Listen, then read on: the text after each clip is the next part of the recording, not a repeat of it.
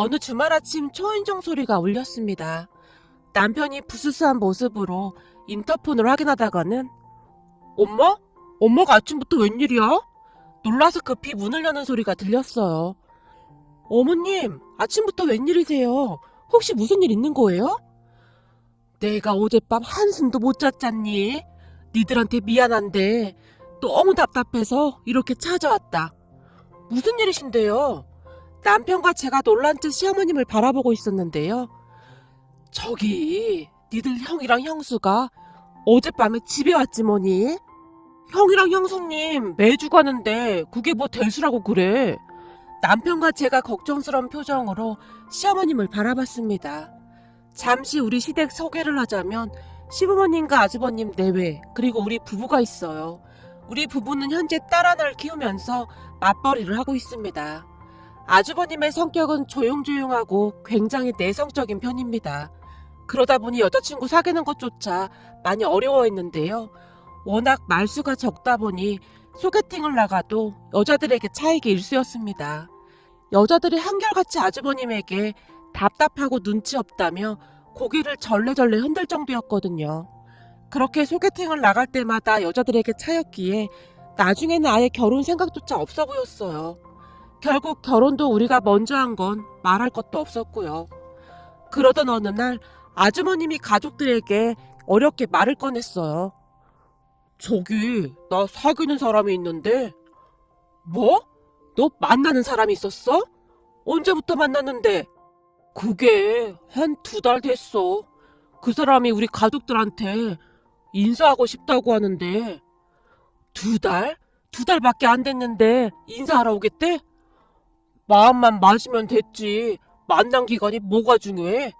우선 내 마음을 너무 잘 알아줘서 같이 있으면 진짜 편해. 앞으로 이런 사람 다시는 못 만날 것 같아. 이야, 우리 형이 완전 푹 빠졌네. 연애는 원래 그렇게 하는 게 맞는 거야. 이런저런 조건 따지고 하다 보면 그게 계약이지 어디 연애겠어? 근데 진짜 궁금하다. 몇 살이야?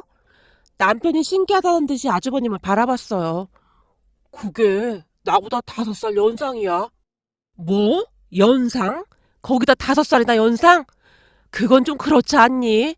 너도 나이가 있는데 여자가 그렇게 나이가 많으면 앞으로 애도 낳아야 하는데 이래저래 좀 그렇지 않을까? 엄마, 여자가 무슨 애 낳는 기계야? 그리고 그 사람 완전 동안이라 오히려 나보다 어려 보여. 아니 왜 화를 내고 그래? 엄마가 걱정돼서 그러는 거지. 너 한번 생각해봐라. 지금껏 여자 한번 제대로 사귀어본 적 없는 네가 갑자기 그것도 5살이나 연상인 여자를 데리고 온다고 하는데 이 엄마 입장에서는 당연히 걱정되지 않겠어? 안 그래요, 여보? 시어머님이 걱정스레 시아버님을 바라봤어요. 물론 당신 말이 맞긴 한데 그래도 한번 만나보자고. 우리 장남이 집에 처음으로 아가씨를 데리고 온다고 하는데 만나보고 나중에 얘기하자고. 아니 만난 지 2달밖에 안 됐다고 하는데 벌써 인사는 무슨 인사야. 시어머님은 영 탐탁지 않다는 표정이셨지만 항상 장남이 최고라고 생각하시는 시아버님께서는 그날도 역시 아주버님 편을 들어주셨어요. 그렇게 며칠 뒤 아주버님의 여친을, 그러니까 지금의 형님을 데리고 왔습니다. 형님의 첫인상은 조금 강하다 싶을 정도였는데 아무래도 콧날이 너무나 오똑해서 더욱 그래 보였던 것 같습니다. 사실 저는 첫날 형님을 보자마자 얼굴에 성형수술을 많이 했다는 걸 단번에 알아차렸거든요. 하지만 그게 큰 문제가 될 건 없었기에 그냥 모른 척하고 있었어요. 형님을 보자마자 시아버님께서 말씀하셨어요. 내가 들어보니 우리 아들보다 나이가 많다고 하던데 이렇게 얼굴을 보니 전혀 그래 보이지가 않는구만. 오히려 우리 아들이 더 많아 보이는구만. 그렇지 아빠. 내가 뭐랬어. 엄청 어려 보인다니까? 사실 재수씨보다 더 어려 보인다니까? 형, 그건 좀 아니지. 아무리 그래도 우리 아내랑 차이가 꽤 많이 나는데 그냥 딱 봐도 우리 아내가 훨씬 어려 보이는구만. 거기다 이 사람은 화장도 별로 안 했는데 벌써 피부 자체가 다르잖아? 남편이 커피를 마시면서 대수롭지 않게 말을 했고 제가 그런 남편의 옆구리를 쿡쿡 찔러대며 눈치를 주고 있었지만 이미 아주버님과 형님의 얼굴은 뭐 씹은 듯한 그런 표정이었어요. 대화를 하는 내내 형님은 가능한 빨리 결혼을 하고 싶다고 했습니다. 아무래도 제가 나이도 있고 하니까 결혼을 빨리 서둘러야 할 것 같아서 이렇게 인사드리러 오겠다고 했습니다. 비록 우리가 만난 지 2달밖에 안 되긴 했지만 이것저것 정말 잘 맞거든요. 똑똑하기까지 하고요.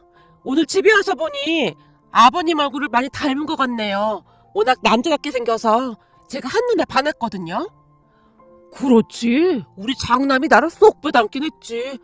나도 한참 젊을 때 얼굴 잘생겼다는 말을 아주 많이 듣긴 했었지. 남자나 우리처럼 이렇게 남자답게 생겨야 하는 거야. 그럼요. 저도 남자답게 생긴 거 보고 한눈에 반했습니다.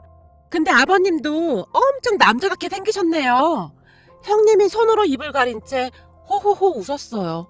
하지만 시어머님은 그런 형님이 마음에 안 드는 모양으로 조용히 일어나서 주방으로 가셨는데요. 어머님, 제가 할게요. 뭐 할까요?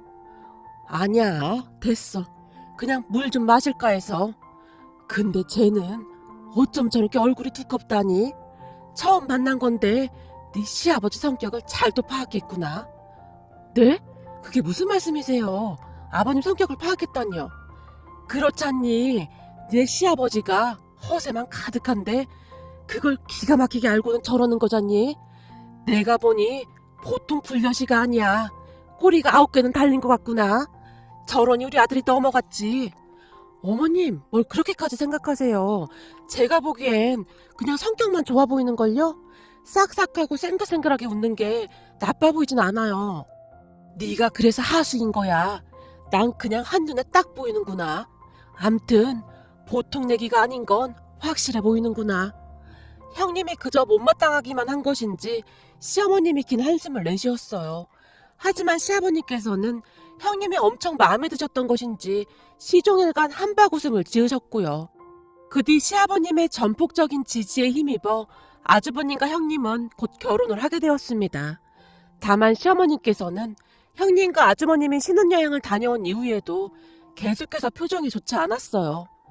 어머님, 인상 좀 펴고 계세요. 그래도 형님이 눈치채겠어요. 내가 인상 쓰고 있었니? 그럼요. 계속해서 양미간을 잔뜩 찌푸리고 계시잖아요. 그래도 형님이 어머님 명품백도 사왔던데 형님 무안하겠어요. 사실 그게 별거 아닐 수도 있지만 마음이잖아요. 그냥 좋게 좋게 봐주세요. 요즘 어머님답지 않게 왜 이러세요? 그러게 말이다. 나도 내가 왜 이러는지 모르겠다. 근데 네 말대로 이제 내 식구가 됐으니 예쁘게 보도록 노력은 해야겠지. 그럼요. 이제 우리 식구잖아요. 그대도 시어머님은 형님을 탐탁지 않아 했지만 티를 내지 않으려고 노력하고 계신 듯 했습니다. 형님은 성격이 정말 좋았는데요. 주말이면 항상 생글생글 웃으며 시댁에 가서 시간을 보내다 가곤 했습니다. 저도 시댁에 자주 가는 편이긴 했지만 형님처럼 매주 가기는 힘들었는데 형님은 금요일 저녁만 되면 아예 시댁에 가서 시부모님과 함께 시간을 보냈습니다. 그 모습을 보며 남편이 감탄을 하기도 했으니까요. 형수님 말이야, 진짜 대단하네. 어떻게 매주 본가에 가서 지낼 수가 있어? 그러게 말이야. 난 어머님이랑 잘 통하긴 해도 매주 가는 건 좀 부담스럽던데. 오히려 다행이지 뭐. 나처럼 무뚝뚝한 며느리보다는 형님처럼 싹싹한 며느리가 더 좋은 거 아니겠어? 당신이 무뚝뚝하긴 뭐가 무뚝뚝해. 당신은 속이 깊은 거지. 난 사실 말이야. 형수님이 싹싹하게 가족들에게 잘하긴 하는데 왠지 모르게 좀 불편하더라고. 그냥 좀 가식적으로 느껴진다고 해야 하나? 암튼 어머님이나 아들이나 둘 다 똑같네 똑같아. 어머님도 형님 보고 꼬리가 9개 달린 여우라고 하시던데. 굳이? 엄마도 그렇다고 하지? 난 엄마 심정 이해가 된다니까. 가끔 날 보고 생글생글 웃을 때마다 왠지 모르게 소름까지 끼친다니까. 뭐야, 그 정도야?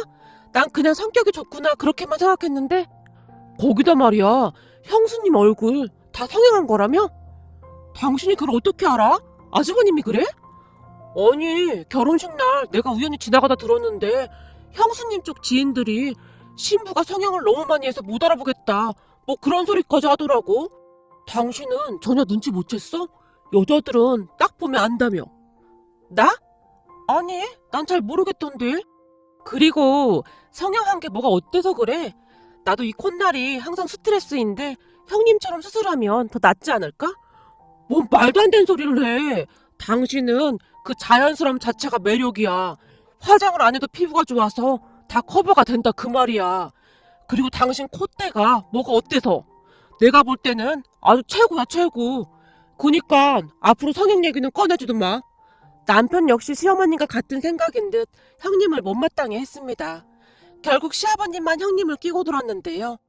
형님이랑 쇼핑도 다니고 여행도 다니고 정말 잘 지내셨거든요. 그런데 조금 이상했던 부분이 있었는데 여행을 가거나 쇼핑을 갈 때면 항상 시어머님을 모시고 가질 않았어요. 그러니까 시아버님과 아주버님 부부만 가곤 했습니다.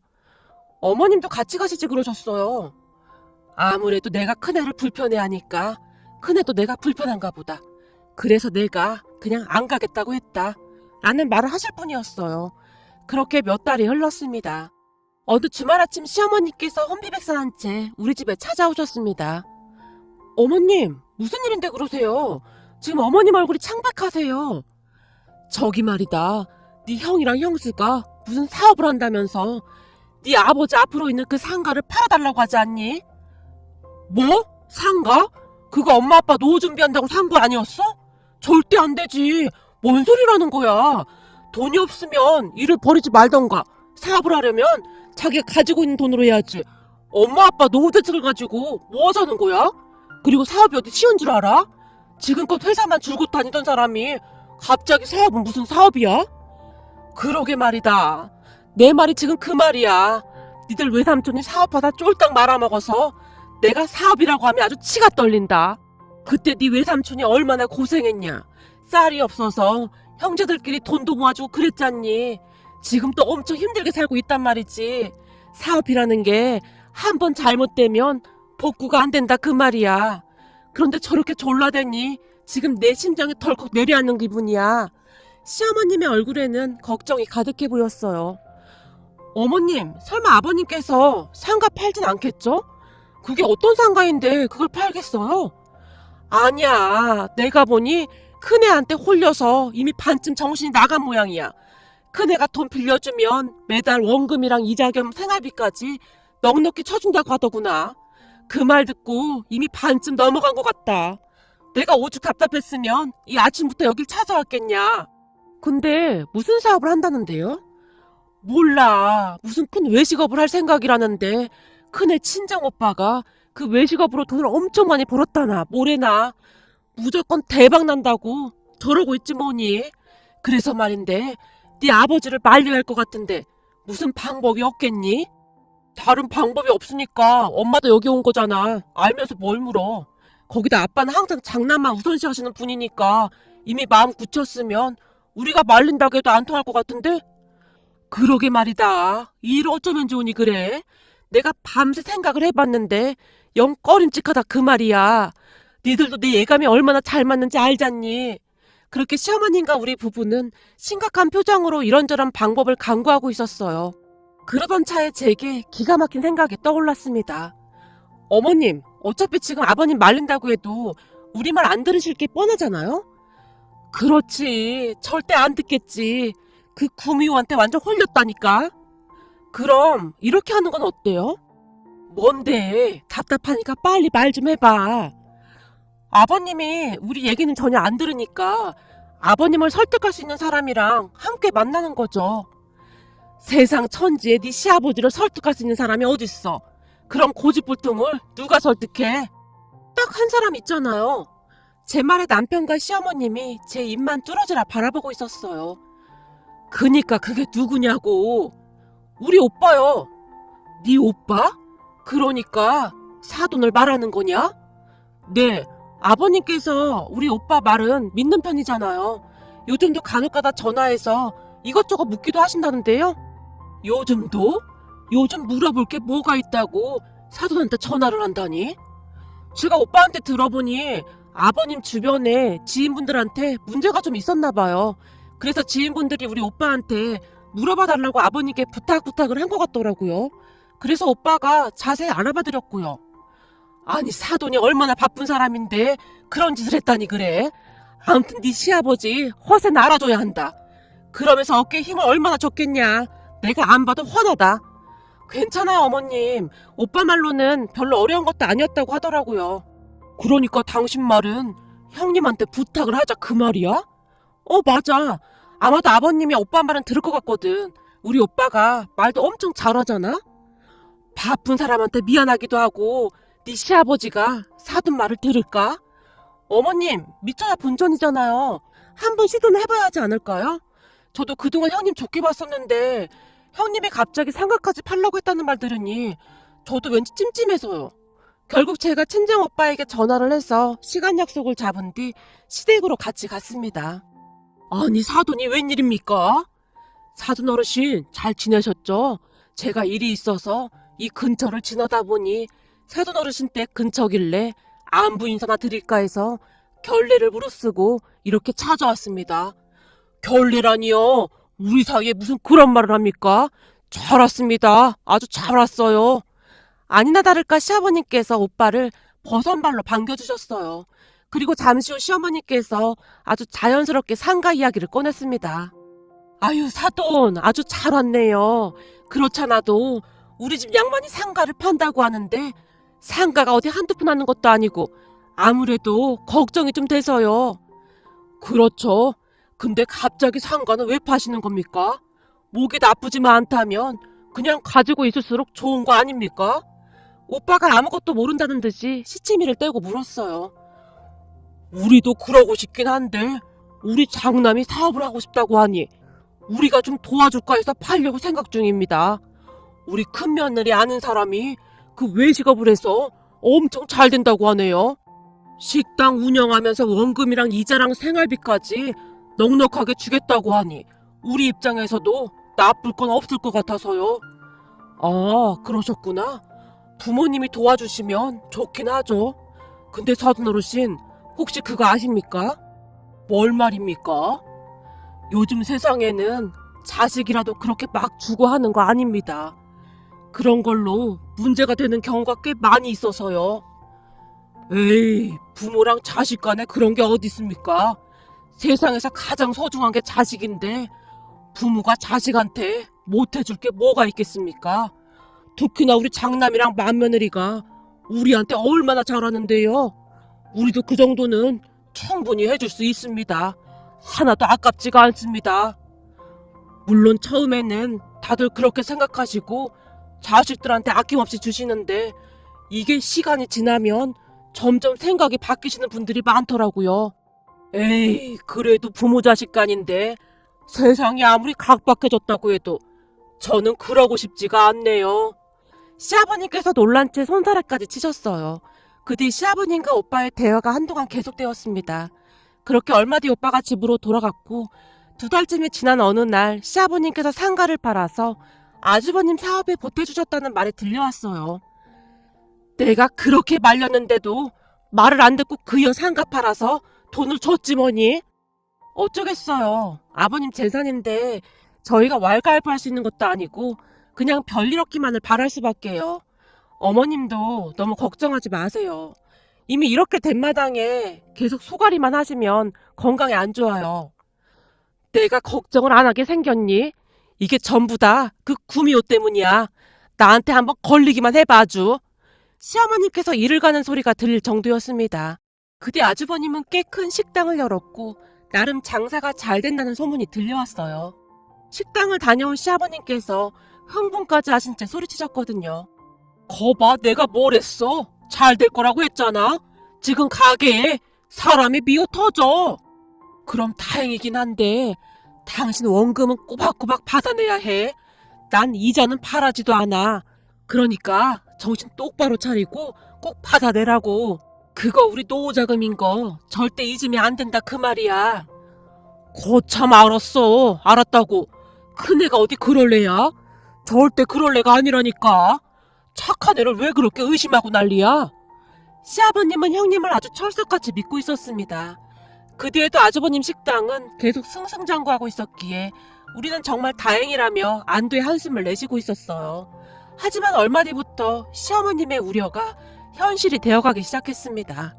처음 몇 달 동안은 형님이 원금과 이자까지 따박따박 보내왔다고 합니다. 그걸 보며 시어머님조차도 안심을 하고 있었고요. 문제는 시간이 지나면 지날수록 형님이 보내는 돈이 줄어들기 시작했다는데요. 어느 순간은 원금만 보내더니 그 다음에는 원금마저도 제대로 보내지 않기 시작했거든요. 몇 달 돈이 입금되지 않은 것을 확인한 시아버님이 아주버님과 형님에게 전화를 했지만 둘 다 전화를 받지 않았습니다. 가게로 전화를 해도 연결이 되지 않았고요. 또한 돈을 받아간 뒤로 아주버님과 형님이 시댁에 아예 발걸음을 하지 않았습니다. 결국 참다 시부모님께서 식당으로 찾아간 모양이었어요. 니들은 왜 이렇게 연락이 안 되는 거냐? 아버님, 저희 지금 눈코 뜰 새 없이 바쁜 거 안 보이세요?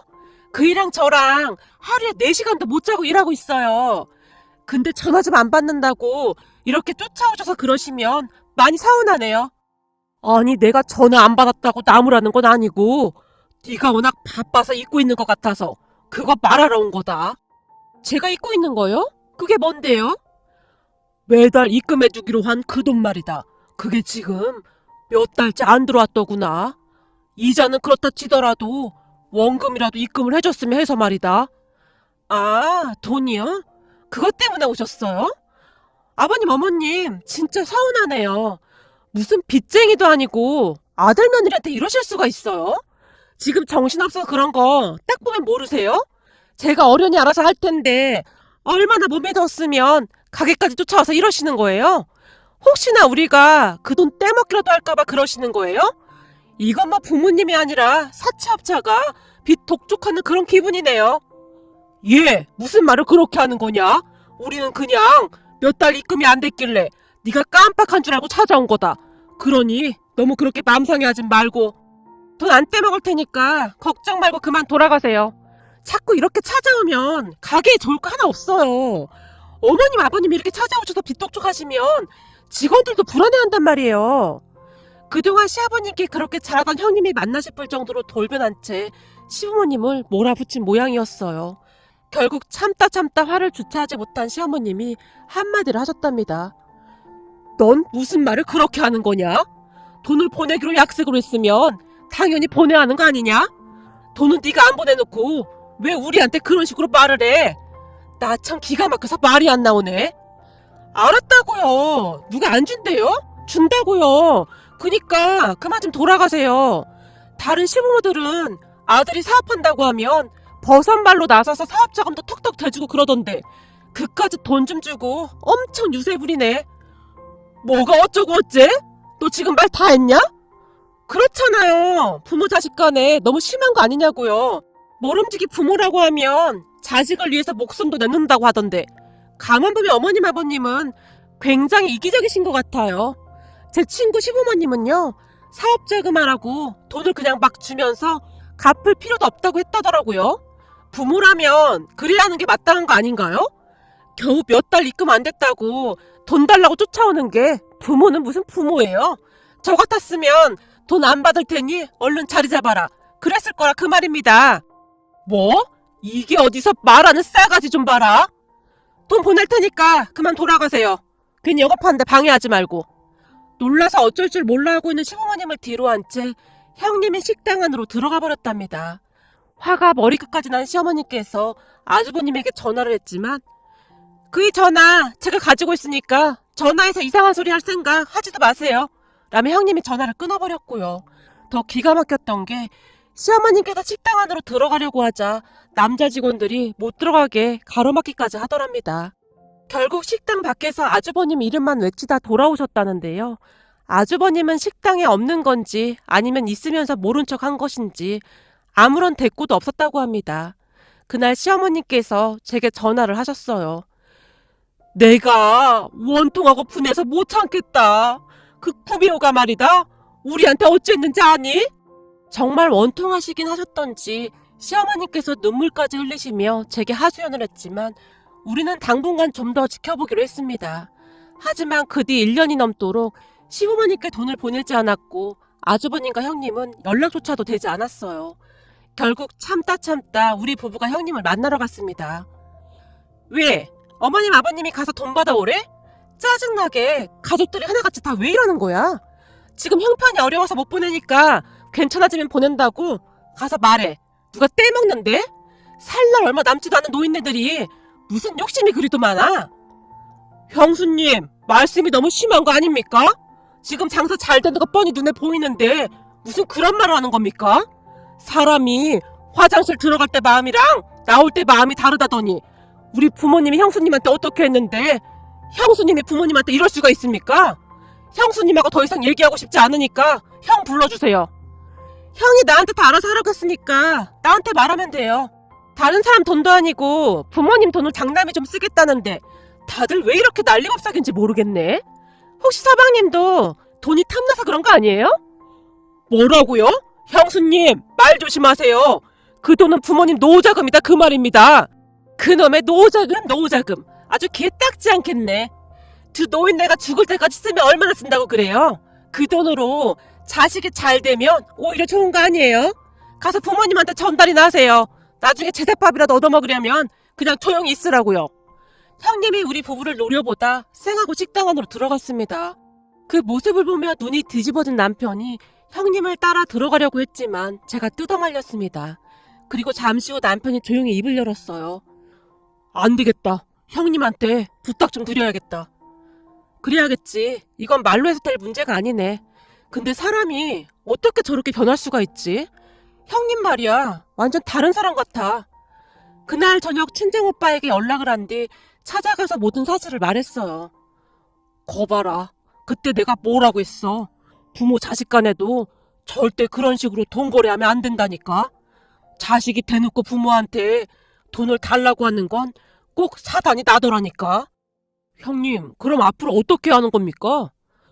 우선은 사돈 어르신 의사가 중요하지. 사돈 어르신이 그 재산을 빼앗아 오겠다는 의지가 확실해야 해. 제가 어제 부모님께 물어봤는데요. 괘씸해서 다 빼앗아 오고 싶다고 하셨어요. 한 푼도 두고 싶지 않다고요. 지금 아버지도 부득부득 이를 갈고 계세요. 그래? 그럼 부담부 증여로 가야지. 내가 사돈 어르신 찾아뵙고 얘기해볼게. 내일쯤 찾아뵙는다고 연락이나 드려놔.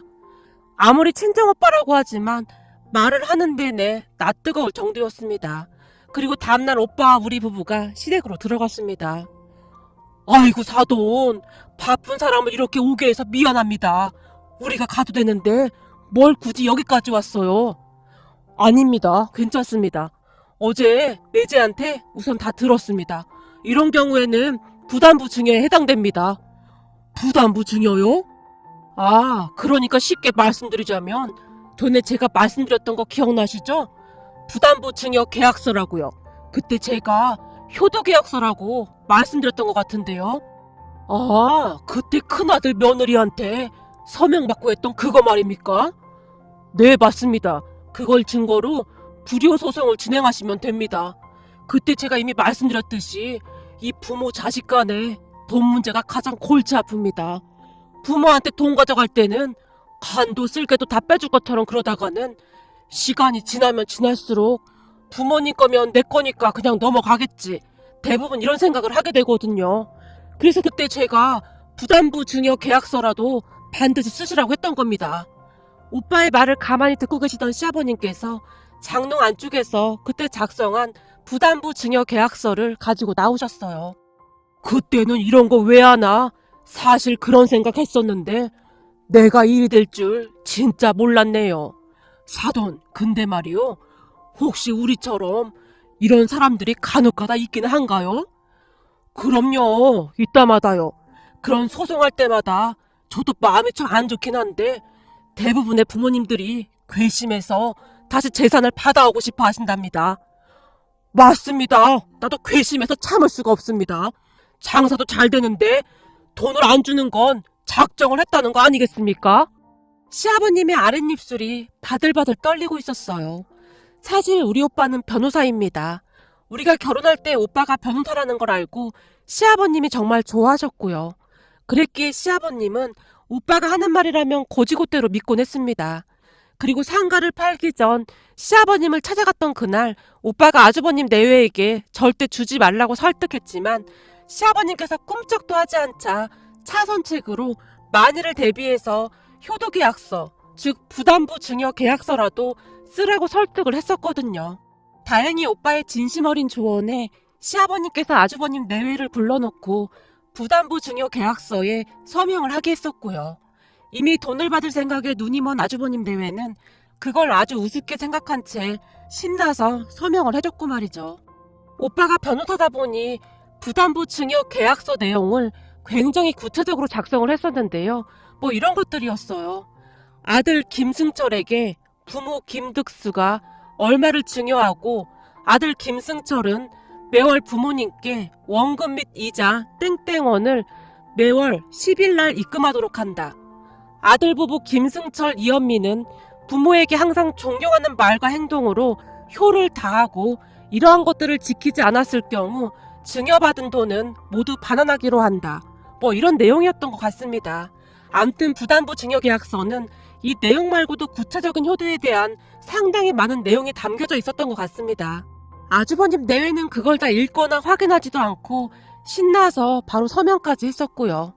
결국 시부모님은 아주버님과 형님을 상대로 불효 소송을 제기하게 되었습니다. 그 사실을 알고 아주버님과 형님이 뒤늦게 시댁으로 쫓아와서 난리를 쳤어요. 어머님, 아버님, 지금 그 돈 달라고 하시면 우린 식당 문 닫아야 해요. 매달 드리기로 한 돈 드릴 테니까 이쯤에서 그만하세요. 부모 자식 간에 지금 뭐 하는 겁니까? 네가 보기엔 우리가 지금 뭘 하는 거 같냐? 왜? 니들 망할 거 무서워서 우리가 벌벌 떨기라도 할 줄 알았냐? 우린 이제 니들이 망하던 말던 아무런 관심도 없다. 그러니 우리 재산 그대로 돌려줄 생각이나 해. 아빠가 나한테 어떻게 이럴 수가 있어. 나 이 집안 장남이잖아. 아빠가 항상 장남이 잘 돼야 집안이 잘 되는 거라며.